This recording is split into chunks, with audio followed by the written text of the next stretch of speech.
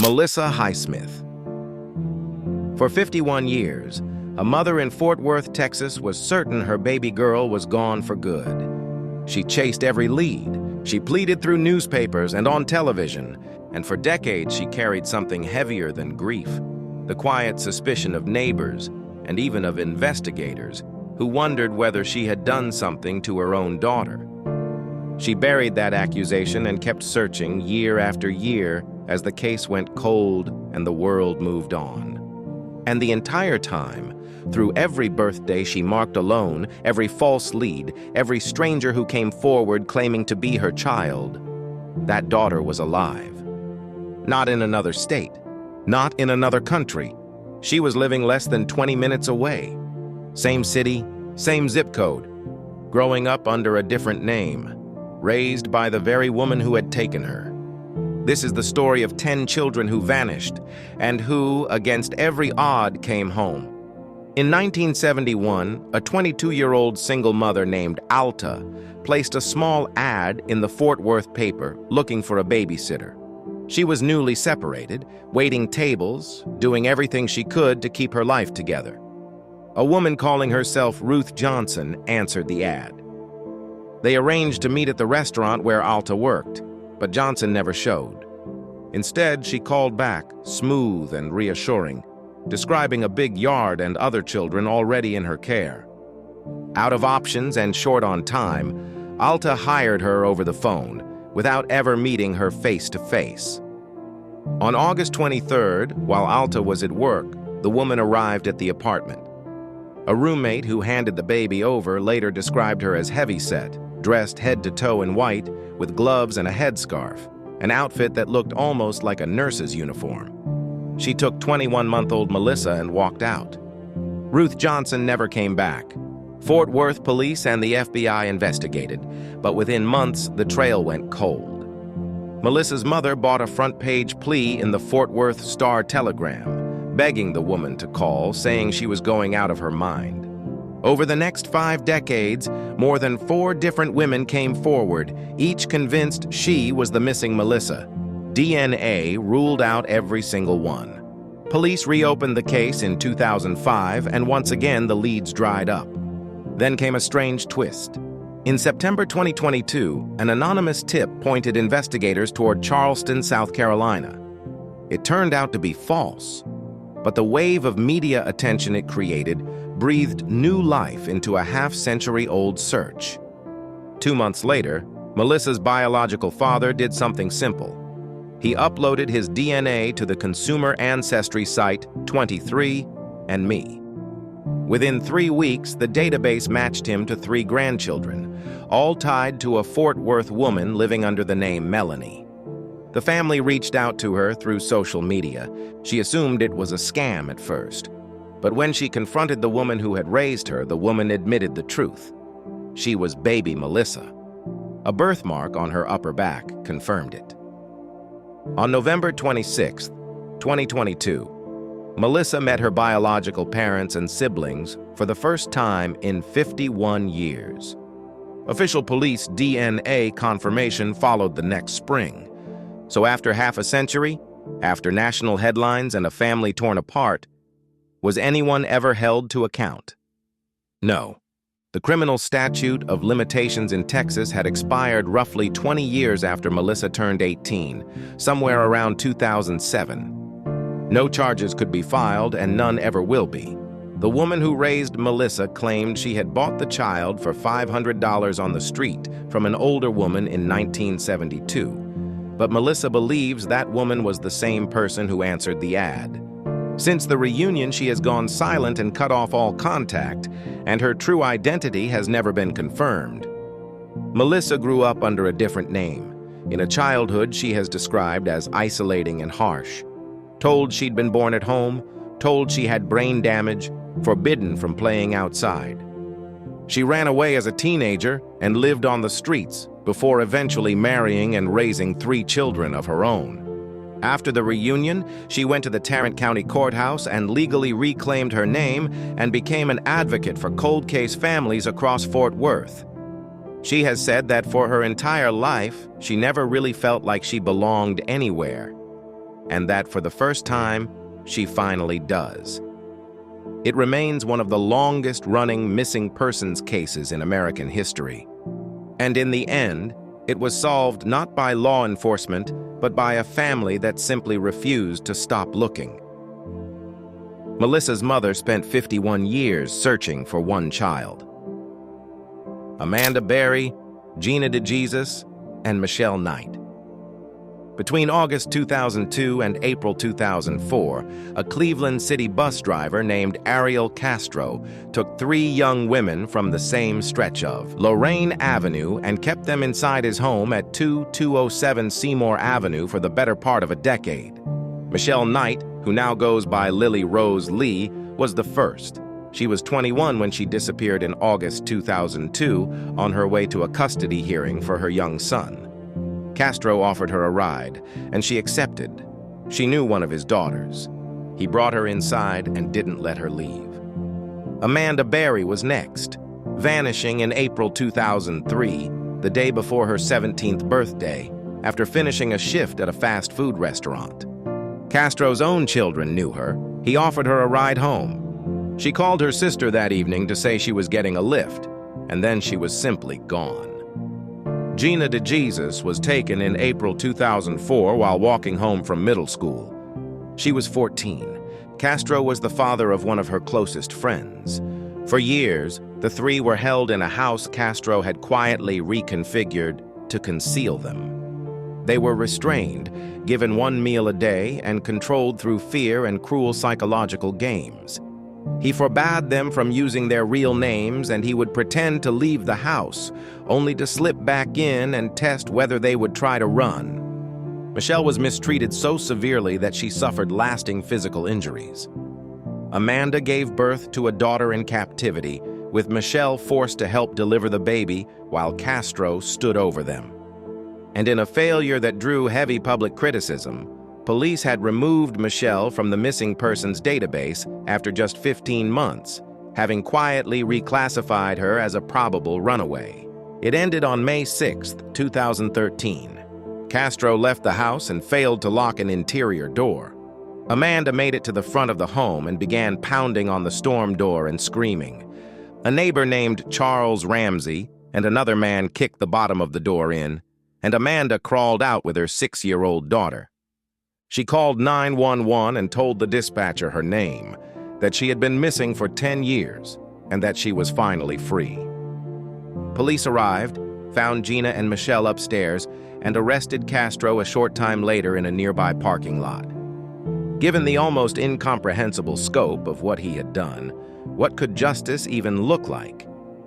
Castro was initially charged with a handful of counts, but 2 grand jury indictments eventually expanded that to nearly 1,000. He pleaded guilty to the overwhelming majority of them. In exchange, prosecutors set aside the harshest possible penalty, and he was sentenced to life without parole plus 1,000 years. At his sentencing, Michelle stood and addressed him directly, telling him he had taken 11 years of her life, that she had spent those years in a private hell, and that his own hell was just beginning. The house on Seymour Avenue was demolished within days, and barely a month into his sentence, Castro was found dead in his cell. Multiple investigations ruled it self-inflicted. He was 53. The 3 survivors each rebuilt their lives. Michelle changed her name, authored 2 memoirs, including a #1 bestseller, married, started a charity, and now runs an animal rescue. Amanda joined a Cleveland news station as the host of a missing persons segment that has since helped resolve dozens of cases. Gina co-founded a center for missing children and adults near the very street where she was held, and now trains law enforcement on how to work with the families of the missing. Amanda and Gina remain close to this day. The women on Seymour Avenue were hidden behind locked doors for years. The next victim was taken in seconds, straight out of her own bedroom while her family slept down the hall, in a case that would go on to change child safety law across the country. Elizabeth Smart. At roughly 1:30 in the morning on June 5th, 2002, a man cut through a window screen at the Smart family home in Salt Lake City's Federal Heights neighborhood. He slipped into the bedroom that 14-year-old Elizabeth shared with her younger sister, threatened her into silence, and warned that he would harm her family if she made a sound. He forced her to walk 4 miles in her pajamas up into the Wasatch Mountains, where his wife, Wanda Barzee, was waiting at a crude campsite. Elizabeth's younger sister, frozen in fear, pretended to be asleep and did not wake their parents for nearly 2 hours. The man, Brian David Mitchell, was a drifter who called himself Emmanuel and who had once done brief handyman work for the Smarts. Elizabeth's father had hired him to help repair the roof. Mitchell had a deeply troubled history and had written a rambling 27-page manifesto in which he claimed divine instruction to take multiple young brides, with Elizabeth meant to be the first. For 9 months, Elizabeth endured conditions that are difficult to describe. She was mistreated daily, restrained, deprived of food, and forced to consume alcohol. Her captors moved her constantly between the mountain campsite, locations around Salt Lake City where she was disguised in robes and veils, and camps under bridges in Southern California. At one point on the mountain, she could hear search teams calling her name. In another near miss, a detective confronted the trio inside a Salt Lake City library, but left after Mitchell refused to lift Elizabeth's veil. The break finally came in October 2002, when Elizabeth's younger sister suddenly recognized that the voice of the man who had taken her belonged to Emmanuel, the handyman. Police were slow to act on the lead. Frustrated, the Smart family held their own press conference in February 2003 and released a composite sketch. Mitchell's own relatives recognized him within days. On March 12, 2003, alert citizens in a Salt Lake suburb spotted the trio and called police. Elizabeth was wearing a gray wig and sunglasses, and at first gave a false name, but officers quickly confirmed who she was. What followed was one of the longest competency battles in modern American legal history. And for a while, it looked as though Mitchell might talk his way out of ever facing trial. He was ruled unfit to stand trial in 2005 and confined to a state hospital, where he disrupted hearing after hearing by singing hymns. When the state proceedings stalled completely, federal prosecutors stepped in and charged him with interstate kidnapping. Elizabeth testified, describing him in unflinching terms. In 2010, a federal judge issued a lengthy opinion ruling Mitchell competent and calling his disruptive behavior a deliberate act. That November, a jury convicted him, and he received 2 consecutive life sentences. Wanda Barzee pleaded guilty as well and served several years before an early release that Elizabeth publicly opposed. Elizabeth Smart went on to become one of the most recognized child safety advocates in the country. She graduated from college, married, raised 3 children, founded the Elizabeth Smart Foundation, wrote a best-selling memoir, and worked as a news contributor. Her advocacy helped expand the national alert system for missing children. Mitchell will die in prison, and in early 2026, Elizabeth produced a documentary revisiting her own story. If these are the kinds of stories you find yourself coming back for, subscribing genuinely helps the channel keep digging into them. Now, Elizabeth was taken by a man who had worked inside her family's home. The next boy was taken by a total stranger off a quiet country road. And what makes his story so haunting is that for years he could have walked away, and didn't, because he'd been convinced he had nowhere left to go. Sean Hornbeck. On October 6, 2002, an 11-year-old named Sean Hornbeck was riding his lime green bicycle to a friend's house near Richwoods, Missouri, about 55 miles southwest of St. Louis. A man driving a white pickup named Michael Devlin clipped the boy's bike and knocked him to the ground. Devlin approached as though to help, then forced the boy into his truck, telling him he was simply in the wrong place at the wrong time. Devlin managed a pizza shop and worked part-time at a funeral home. He had no criminal record. He was a complete stranger to the Hornbeck family. He held Sean for more than 4 years. During the first weeks, the boy was restrained and badly mistreated, and at one point, Devlin drove him to a remote logging road and made an attempt on his life. Sean resisted and begged, promising to do anything to survive, a moment his stepfather would later describe as a deal with the devil. Over time, Devlin loosened the restrictions. He gave Sean internet access, a cell phone, and even allowed him to make friends, presenting the boy to the world as his own son. And in a detail that still unsettles investigators, Sean once posted a message on his own parents' missing persons website asking how long they planned to keep looking for their son. The case cracked in January 2007 when Devlin took a second child, 13-year-old Ben Ownby, near Beaufort, Missouri, as the boy stepped off his school bus. A teenage neighbor witnessed it and described the white pickup. Just days later, officers serving an unrelated warrant at Devlin's apartment complex spotted a truck matching the description. When agents interviewed Devlin, he mentioned a godson named Sean, and one of them noticed his pulse spike every time the name came up. They bluffed about forensic evidence, and Devlin broke down and admitted everything. Both boys were found inside the apartment, playing video games. The press called it the Missouri Miracle. How does the legal system answer a man who held one child captive for years and then took another?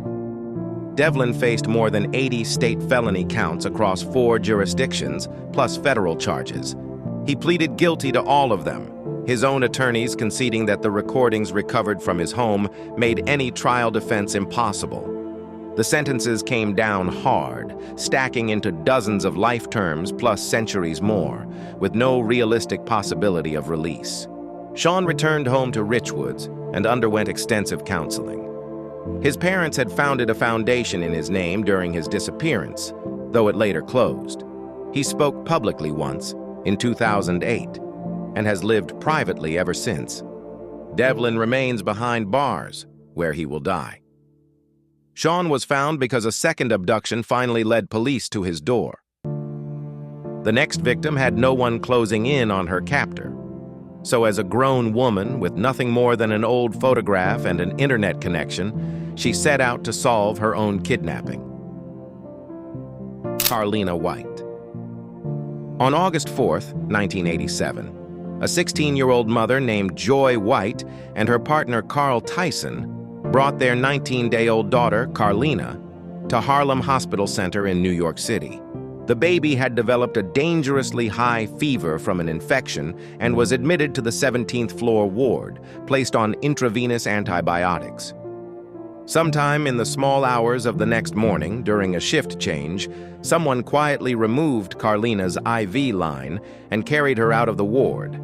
A security guard reported seeing a heavyset woman leave the hospital around 3:30 a.m. with no visible infant, though her clothing could easily have concealed a baby. The hospital's surveillance cameras were not working that night.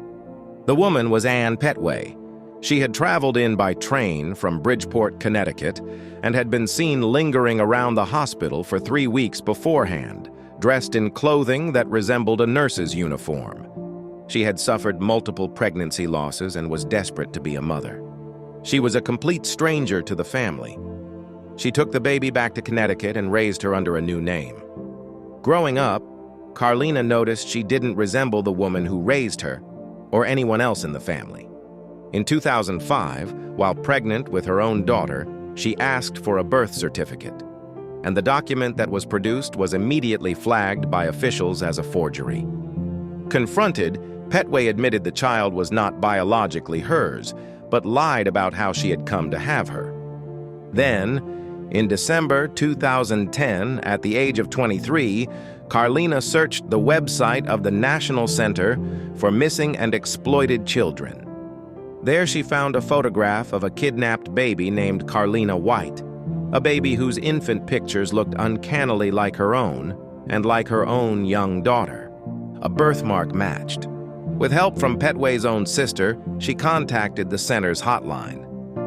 DNA testing confirmed the match in January 2011. It was the first known case in which a kidnapping victim led her own reunification. So what happens to a woman who steals an infant from a hospital ward and raises her as her own for more than 2 decades? The New York statute of limitations had expired, but there is no federal time limit on kidnapping. Petway surrendered to the FBI, pleaded guilty to a federal kidnapping charge, and was sentenced to 12 years in prison. The court described it not as a crime of greed or vengeance, but one of selfishness. Carlina's biological father said the sentence was far too lenient, that it should have been 23 years, 1 for every year that had been taken from him. The case prompted hospitals across the country to tighten their newborn security protocols.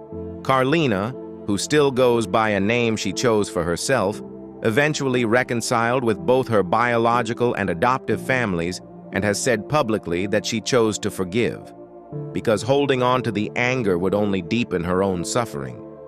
She lives a largely private life today. Carlina found her family with a single photo and a hunch. Halfway across the world, a mother in China spent 32 years and more than 100,000 flyers searching for her stolen son, until technology finally did what nothing else could.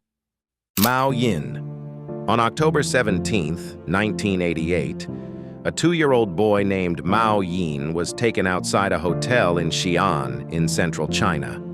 His father had been walking him home from nursery and stopped at the hotel entrance just long enough to get the boy some water. In those few seconds, the child was gone. His mother, Li Jingji, was away on a business trip. She reportedly collapsed when she learned the news days later. Mao Yin was sold on the black market to a childless couple in another province, hundreds of miles away, for the equivalent of a few $100s. He was renamed and raised with no knowledge of where he had come from. His mother quit her job to search for him full-time. Over the next 3 decades, she handed out more than 100,000 flyers across more than 20 provinces. She chased down over 300 leads, every one of them a dead end. She appeared on national television again and again. She joined a reunification organization that has helped bring thousands of families back together, and through that work, she personally helped 29 other abducted children find their way home before she ever found her own son. After 32 years, was there any hope left that technology could succeed where flyers and television had failed? In April 2020, police in Xi'an received a tip that a man in another province had bought a child from their region back in the late 1980s. Officers took a childhood photograph of Mao Yin, used facial recognition software to age the image forward into adulthood, and scanned it against a national database. They found a close match. DNA testing confirmed it. On May 10th, which happened to fall on Mother's Day, Li Jingji was told her son had been found. She called it the best gift she had ever received. At a televised reunion organized by police, an extraordinary detail emerged. Mao Yin had actually seen his mother on television years earlier, appealing for missing children, and had been moved by her persistence, never once imagining that he was the boy she had spent her life searching for. China prosecutes child trafficking aggressively. In one related case, a trafficker who had taken many children received the harshest sentence the courts could impose. The country's national DNA database and alert system have reunited thousands of families in the years since. As for Mao Yin, he was running his own business at the time of the reunion and said he planned to move closer to his birth parents. Mao Yin was taken as a toddler too young to remember home. The next girl was a teenager who left a note saying she'd run away, and then vanished so completely that 4 years of searching turned up nothing, until the day she walked into a police station entirely on her own. Alicia Navarro. In September 2019, a 14-year-old named Alicia Navarro slipped out of her family's home near Glendale, Arizona, in the early hours of the morning. Her mother had spoken with her around 1 a.m. when Alicia came downstairs for water. By sunrise, the back door was ajar and Alicia was gone. On her desk was a handwritten note saying she had run away, that she was sorry, and that she would be back. A stack of chairs against the backyard wall suggested she had climbed the fence. She took her laptop and phone, but left the chargers behind. Alicia was on the autism spectrum, took daily medication, had a compromised immune system, and was described by everyone who knew her as shy, introverted, a homebody who loved online games. She was not the kind of person who simply disappeared. Glendale Police, the FBI, and the National Missing Children Center launched an enormous investigation, but every digital trace from her devices went completely dark. Her mother ran a relentless public campaign, flyers across multiple states and along the southern border, billboards, a reward, and over 4 years, thousands of tips came in. Everyone led nowhere. Then, in July 2023, an 18-year-old Alicia Navarro walked into a police department in a small town in Montana, roughly 40 miles from the Canadian border and 1,500 miles from home. She arrived alone, identified herself, and asked to be removed from the missing juvenile list so she could get a driver's license. Police confirmed her identity through DNA. In a video later released by Glendale Police, she was asked whether anyone had hurt her in any way. She said no. Days after her reappearance hit the news, police served a search warrant on a nearby residence and identified the man she had been living with, described in court documents as her boyfriend, a man in his 30s who, neighbors said, had had her at his apartment for at least a year. During the search, officers watched him try to hide his phone in a trash can. Forensic analysis of that phone recovered illegal material involving children. Given that Alicia had been 14 and the man in his early 30s when she first disappeared, the case raised difficult questions the charges couldn't fully answer. He was charged under state law in connection with the material found on his phone, not directly with Alicia's disappearance. He pleaded guilty and was sentenced to a lengthy prison term with no possibility of parole for decades. The judge noted he had shown no remorse. The investigation into how Alicia actually reached Montana when she began living with him and whether she had been lured online through a gaming community remains open. Her mother strongly suspects exactly that kind of online luring. Today, Alicia is in her 20s, living with her mother, working, receiving counseling, and preparing for college. Alicia's story, for all its unanswered questions, ended with her walking through her own front door. The next one offers no such certainty. A girl vanished in 1981. 22 years later, a woman appeared claiming to be her, and to this day, no one can say for sure whether she was telling the truth or whether the real child ever left that backyard alive. Mary Louise Day. Mary Louise Day was born in 1968 in upstate New York. Her childhood was turbulent, marked by stretches in and out of foster care. Her mother, Charlotte, divorced Mary's father and married an Army soldier named William Hoole, and the family moved repeatedly: New York, Georgia, Hawaii, and finally a town in California near a military base. Hoole was physically abusive, and at one point Mary was removed from the home and placed in protective custody. Her biological father had died in an accident in the late 1970s, leaving a small inheritance for Mary and her sister Kathy, something the two girls referred to in secret using a code word, Mohawk. Around July 15, 1981, when Mary was 13, the family went out to dinner.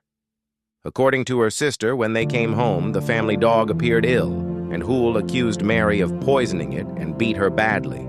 Her sister reported seeing blood.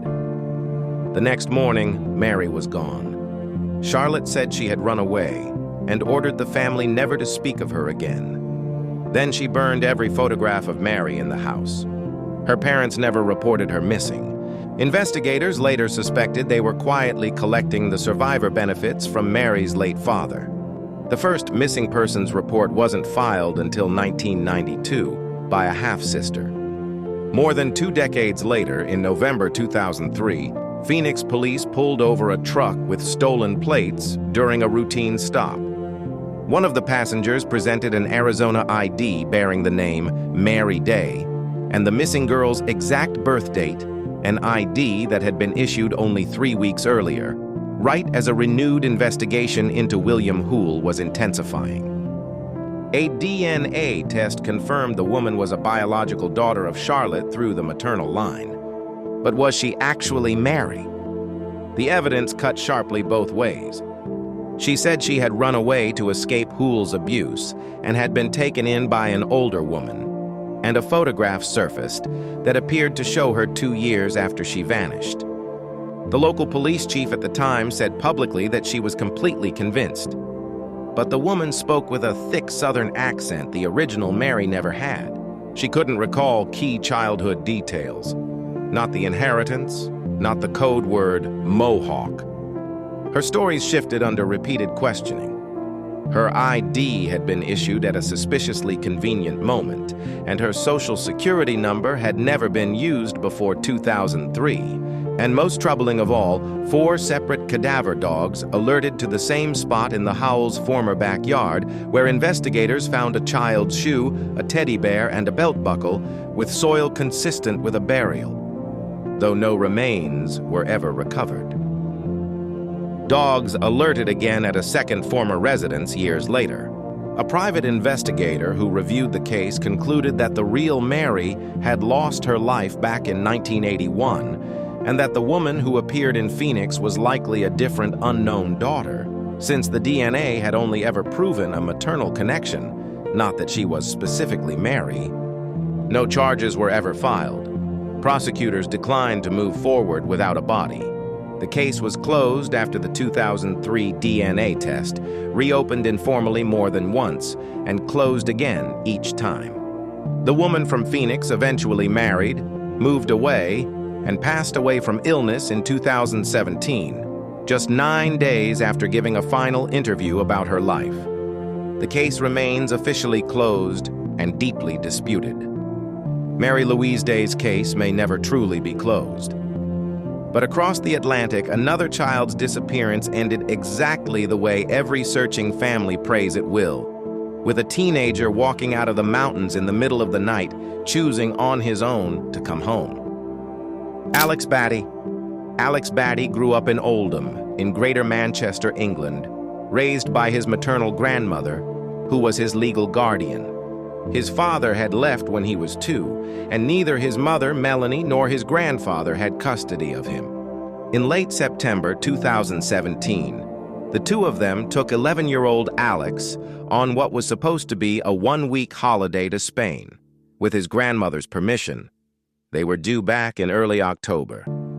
They never returned. Days later, his grandmother received a message from Melanie explaining that she didn't want Alex in mainstream school. By early 2018, police had formally declared the pair wanted for suspected child abduction. For 6 years, the three lived off the grid, drifting across Morocco, Spain, and France.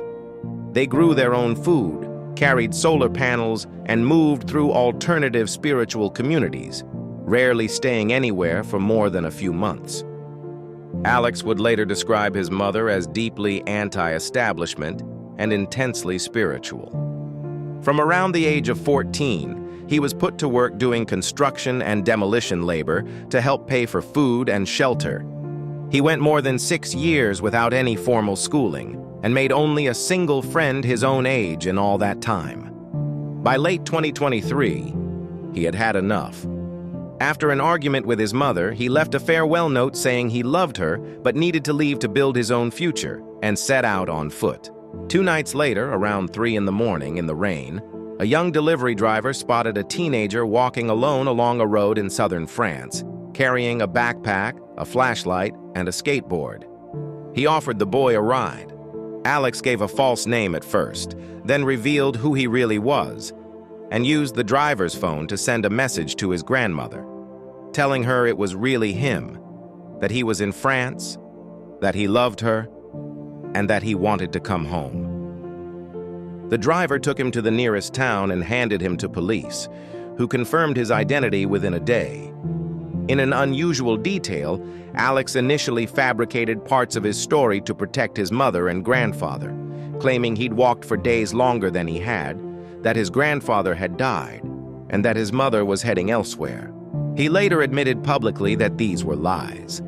Would anyone face consequences for taking a child out of the country and keeping him off the grid for 6 years? British police opened a formal investigation, but closed it in early 2025, citing insufficient grounds to proceed. Alex had made clear he did not want his mother or grandfather charged, and his grandmother agreed. No arrests were ever made. He returned to Oldham before Christmas of 2023, enrolled in college to study programming and computer science, made friends, found part-time work, and began dating. He has said his mother is a good person, but that she simply wasn't a good mom. Her whereabouts today are unknown. Alex found his way home on foot across an entire continent. The last story needed almost none of that. No manhunt, no DNA lab, no border crossing. It took a few seconds of footage on a screen, and one stranger in a thrift store who happened to be paying attention. Kayla Unbahon. Kayla Unbahon was born in 2008. After her parents separated, an Illinois court awarded her father, Ryan, full custody in early 2017, finding that her mother, Heather, had been interfering with the child's health care. Heather kept unsupervised visitation rights. On July 4, 2017, she took 9-year-old Kayla to a 4th of July parade and was due to return her the following evening. When Ryan came to collect his daughter on the 5th, relatives told him Heather had taken Kayla on a camping trip to an unknown location. In truth, she had canceled all her social media, turned off her phone, and, according to witnesses, been seen packing belongings onto the roof of her car. A felony warrant was issued later that month. For 6 years, Heather kept Kayla on the move, first to Georgia, then to Southern Oregon, and finally to Asheville, North Carolina. Then, on November 1st, 2022, a streaming series aired an episode about parental abductions. Kayla's case wasn't the focus. Her photograph, an age progression image showing what she might look like at 15, appeared only briefly in a roll call of missing children at the very end of the program. The case had also been featured on a separate crime show, and someone at a thrift clothing store in Asheville recognized the now 15-year-old Kayla and her mother from one of those broadcasts. That person alerted a store employee who called 911. Police arrived and arrested Heather. Kayla was placed in protective custody, and the next day her father drove out to North Carolina to bring her home. A few seconds of footage at the end of a television episode had just ended a 6-year search. After taking a child across state lines and hiding her for 6 years, what consequences did Heather actually face? She was charged with child abduction, a felony that carried a maximum of only 1 to 3 years. The case ground through 2 years of pre-trial hearings before she pleaded guilty in 2025.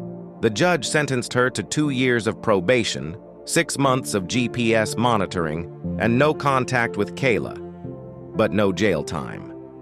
The court cited documented health problems, supported by medical professionals who warned that incarceration could worsen her condition.